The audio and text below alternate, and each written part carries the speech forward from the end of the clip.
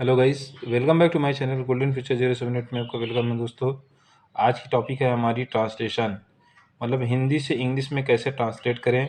ये आज इस वीडियो में मैं बताने वाला हूं दोस्तों। आज की वीडियो बहुत ही इंपॉर्टेंट होने वाली है। वीडियो अगर पसंद आ जाए वीडियो को लाइक, सब्सक्राइब और कमेंट जरूर करें। पहला सेंटेंस है कि एक बार की बात है, एक लकड़हारा रहता था। वह प्रतिदिन जंगल में लकड़ियाँ काटने जाया करता था। वह इन लकड़ियों को बाजार में बेचता था।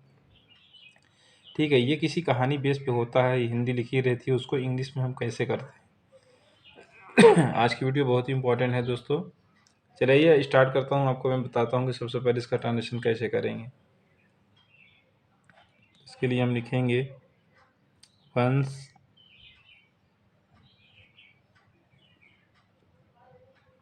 अपॉन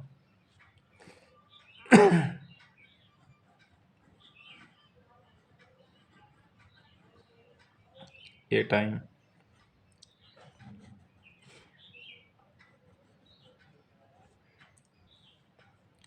हो गया। एक लकड़हारा रहता था।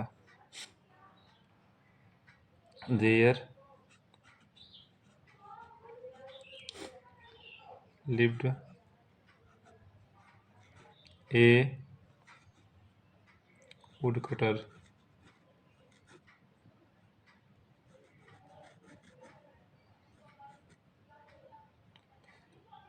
There lived a woodcutter, एक लकड़हारा रहता था। वह प्रतिदिन जंगल में लकड़ियाँ काटने जाया करता था। He used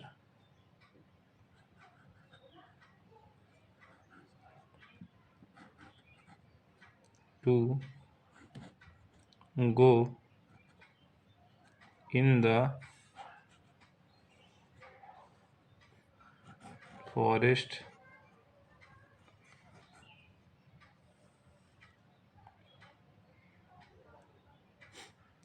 to cut the wood.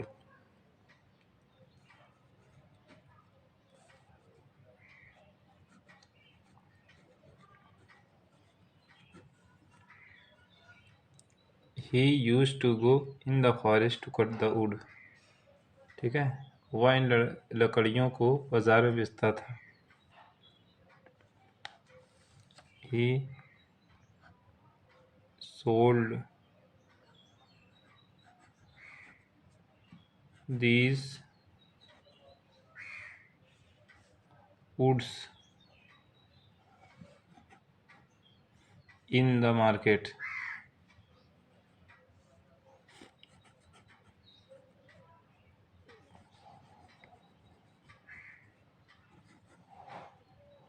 The market, ठीक। Once upon a time there lived a woodcutter. He used to go in the forest to cut the wood. He sold these woods in the market. अब उसके बाद दोस्तों उसके नीचे जो दिया गया है हिंदी, उसकी इंग्लिश कैसे बनाएंगे हम। इस प्रकार वह अपनी आजीविका कमाता था। 10 he earned his living.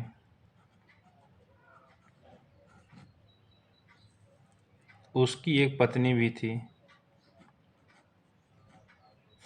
He had a wife also.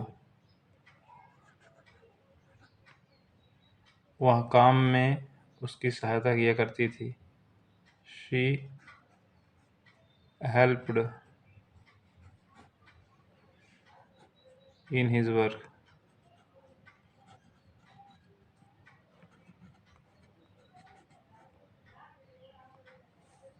In his work.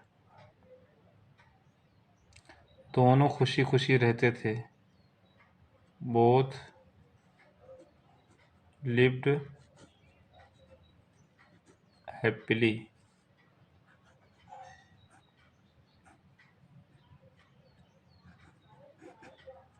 ठीक, बोथ लिव्ड हैप्पीली, दोनों खुशी खुशी रहते थे। आइए एक बार फिर से इसको दोस्तों रिवीजन कर देते हैं, ताकि अगर कोई कन्फ्यूजन रह गया हो तो दूर हो जाए। जैसा कि एक बार की बात है, एक लकड़हारा रहता था, वह प्रतिदिन जंगल में लकड़ियाँ काटने जाया करता था, वह इन लकड़ियों को बाजार में बेचता था। इसका हो गया, once upon a time there lived a woodcutter, he used to go in the forest to cut the wood, he sold these woods in the market. फिर उसके बाद, इस प्रकार वह अपनी आजीविका कमाता था। दस ही अर्नड हिज लिविंग। उसकी एक पत्नी भी थी, he had a wife also. वह काम में उसकी सहायता किया करती थी, she helped in his work. दोनों खुशी खुशी रहते थे, तो बोथ लिव्ड हैप्पीली। ठीक है, तो दोस्तों ये रही आज की हमारी टॉपिक, हिंदी से इंग्लिश कैसे बनाएं। हिंदी से इंग्लिश बनाने का सबसे आसान तरीका है ये। अगर इसको आप ध्यान से देखेंगे तो आपको बड़े बड़े सेंटेंस या फिर किसी भी स्टोरी की हिंदी से इंग्लिश आप बना सकेंगे, या फिर इंग्लिश से हिंदी, मतलब ये आपको आसानी रहेगी। तो ये इस तरह का ट्रांजिशन अगर आप करना सीख जाते हैं तो बहुत अच्छी बात है। इससे आप बड़े बड़े सेंटेंस बना सकते हैं और अपनी इंग्लिश स्पीकिंग को मजबूत भी कर सकते हैं। ठीक है, सबसे बड़ी चीज़ है कि अगर कोई कहानी बेस का दिया गया है तो इसका सेंटेंस टेंस समझना।